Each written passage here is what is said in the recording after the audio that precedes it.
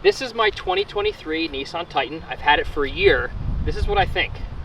Right now, pickup trucks are really expensive, so you have to make sure you do your research as to what type of truck that you really need and which trucks are the most reliable. In my experience, like, you can't go wrong with a Toyota pickup truck, right? Like, that's the best truck out there.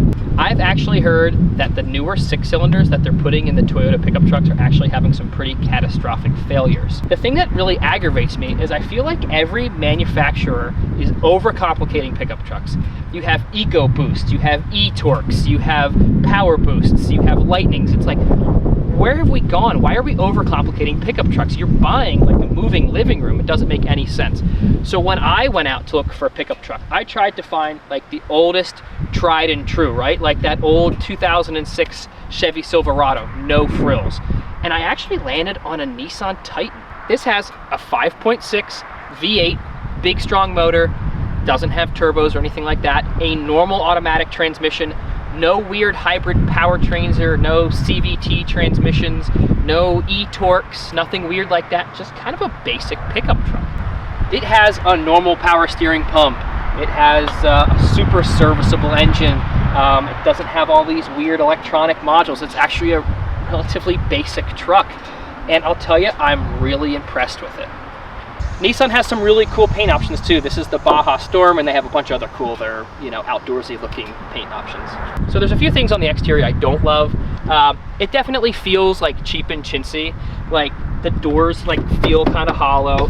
The mirrors are very like plasticky. These are like very hollow. The bumpers, plastic. That's metal because it's got the brush guard. But on the back, the whole back bumper is plastic. And it just feels like there's a lot of like missing space. Like they just made it big for no reason. Like it's just, everything is just blown up. I feel like maybe they could use some more like sound deadening, or maybe just a little bit of refinement here on the exterior. So this is the Pro 4X. It's not like the highest trim of the Pro 4X. It's the crew cab. Pro 4X doesn't have the heated seats, but it comes with the cool Titan running boards, the drop-in bed liner, the cool sticker. This is like the Baja Storm paint scheme. It's cool because I never have to wash it because it's the color of dirt. It has the easy open tailgate and the easy up tailgate, which is super cool. I found that this easy open tailgate is really cool, but oftentimes the tailgate, like 3 or 4 times, has actually fallen off of the truck when I've been like loading and unloading, because it's super lightweight, and not like falling off or falling on the ground, but the hinges come out, and it's happened to me a couple of times. It does have the tie downs in the bed, but I found that they're a little bit low. Like I was carrying a refrigerator the other day and I could only use those bottom 2, and it felt like those hooks need to be a little bit higher. So they integrated some of the Titan T styling in some of the taillights here and in the headlights, and you get some of the red trimming on the center caps, which are filthy, and the trimming here on your running boards and on the front logo. I think the red's kind of racer boy for me, but it gives it kind of a cool look, especially with the red handles, toe handles here too. The perfect example of like cutting corners and like saving where they can is they haven't even bothered to paint the inside of the engine bay. Like you can see, it's just like gray primer. The paint stops here on the top of the fenders. There's definitely some like ways that they cheaped out when they put this thing together. Like there's like a rubber plug missing here, and like the screw doesn't line up. And this like cover for like the bolts that hold the mirror in place, it's just a sticker. And like it just feels like hollow. It doesn't rattle or shake or anything going down the road, but it just feels like they maybe cheaped out on some of the plastics. I know I mentioned how it has a regular power steering pump, but what comes with that is like super heavy steering. Like my dad's F-150, it's like one finger. This thing is like kind of belaboring. This shifter is a joke. Like it has the mold lines in it. It literally feels like somebody made like a 3D print like attachment for a shifter and then just like threw it on there. Like it's super unrefined, and it's super cheap feeling. This Nissan Connect system is super buggy. The screen resolution seems like it's better than what you would get in like a Nissan Altima, because I had a rental car, and so the resolution is better, but it's super buggy, like switching back and forth and going to maps and audios, and it's just like a super big delay. Another big feature that I hate is I do a lot of towing, and this has the backup parking sensors and the parking alarms.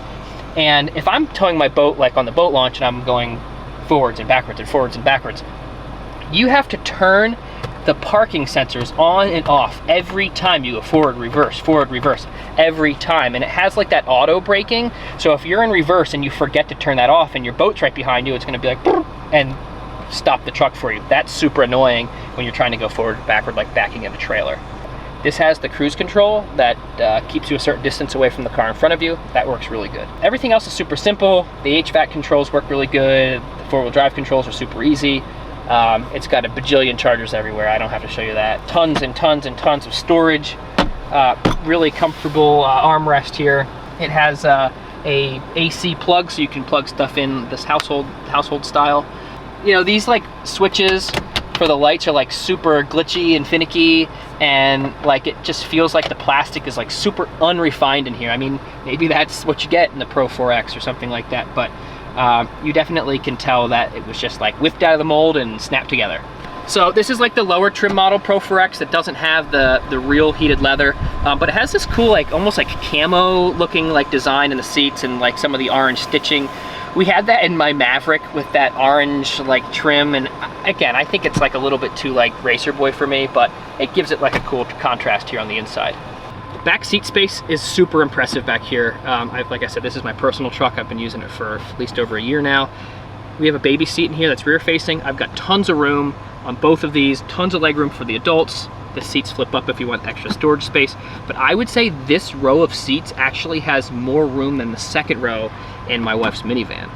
As you can see, down here is where we have all of our USB charging. There's vents for the back, which is cool for the kids. Our AC plug and everything here. And so it's nice to have a little bit of extra features down here. One of the most impressive things about this truck is actually when you get behind the wheel, this has an obscene amount of power.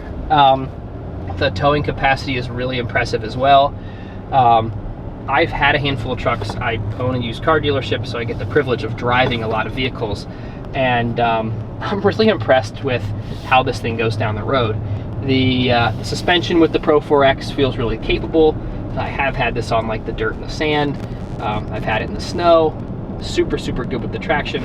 You know, it's got the all-terrain tires, which are like kind of noisy now because they're halfway worn out. But I'm getting good tire wear. I'm rotating my tires pretty religiously. But again, the one complaint about like driving it is exhausting with like the power steering. It's pretty heavy. But you get that sound of the V8, you know, it really gets up and goes. Like I said, it's just the normal automatic. The automatic is really responsive. It shifts really quickly. This thing has absolutely no limitations when it's towing, you know, like my 24-foot pontoon boat. Like there's nothing behind it. I can imagine if you had the XD package, which is like their heavy duty, you could really do some pretty serious work with these trucks. I don't think it's as comfortable as, you know, like I've been in like a Laramie Limited, you know, Ram. I've been in like an F-150 Platinum. They feel more luxurious. This is more of like a truck. I don't think that's a fair comparison anyway. But going down the road, it's quiet, it's spacious. But we put this thing to work a lot with a car trailer and pulling a boat. And I think where this thing really shines is its capability. Now, the one thing that suffers, obviously, with that is fuel mileage. Fuel mileage in this thing is not good. My average economy is 13.4. This is primarily because it's our work truck, but it's as bad as like 10 when we're pulling a boat. I've seen 16, 17 on the highway, and it's just the wife and kids, and we're going somewhere.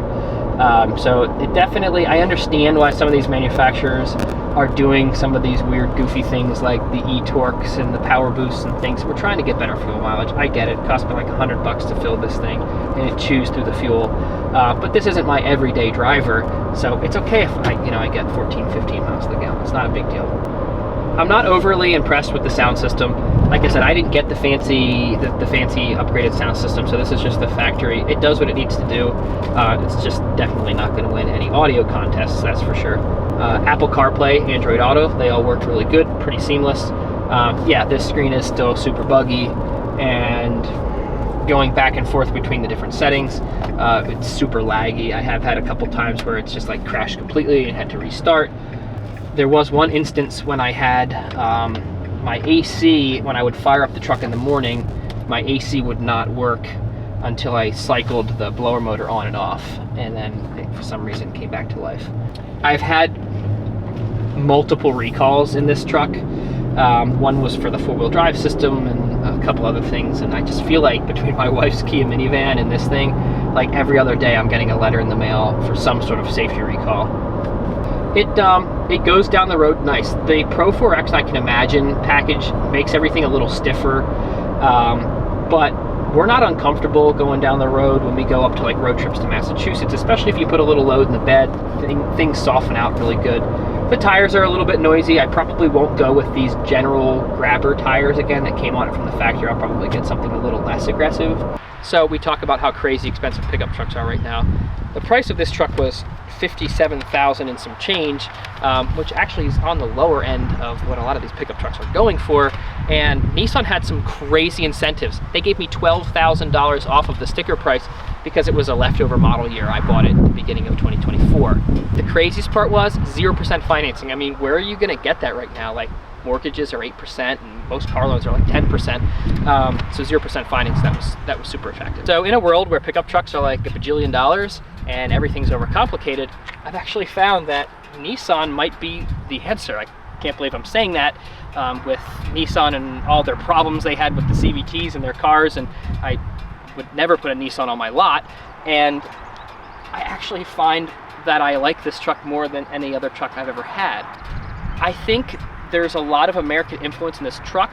Its final assembly plant is in Tennessee, if I'm not mistaken, so I think these trucks are more American than most American trucks are right now, and the bang for the buck, how easy it is for me to work on this thing, and just how simple the drivetrain is, makes me think it's a pretty good recipe for longevity. I don't know, what's your opinion?